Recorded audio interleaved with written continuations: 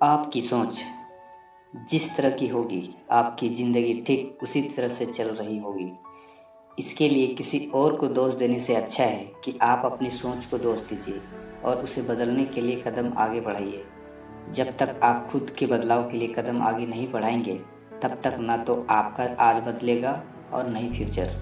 Future बदलने के लिए सबसे पहले हमें जो बदलना है वो है हमारी सोच, क्योंकि आप अच्छे से जानते हैं कि सोच ही वो नींव है जिस पर हम अपने सपनों महल बनाते हैं। आपकी सोच दो तरह की हो सकती है, अच्छी और बुरी, पर आप किस तरह की सोच को महत्व देते हैं उसी से यह तय होता है कि आप पूरा जीवन कैसा होगा। जीवन के हर मोड़ पर कठिनाइयों से आपका सामना होगा। अगर आप उन कठिनाइयों से लड़ने के लिए मानसिक रूप से मजबूर होना चाहते हैं तो अपने दिमाग को प्रेरित करने वाले विचारों से सींचिए, खुद पर भरोसा और आत्मविश्वास बनाए रखिए। सारी कठिनाइयाँ अवसर में बदल जाएंगी। क्या आपने कभी इस बात पर गौर किया है कि अवसर हमेशा कठिन परिस्थितियों में जन्म लेती है? अगर आप और आपके आसपास के लोग बहुत सुखी हैं, तो क्या वहाँ कोई अवसर पैदा होगा? नहीं। तो आज से आप यह मान लीजिए कि हमारे और कठिनाइयों के बीच में जो जंग होता है, इस बीच कठिनाइयों के गर्भ से अवसर पैदा होता है।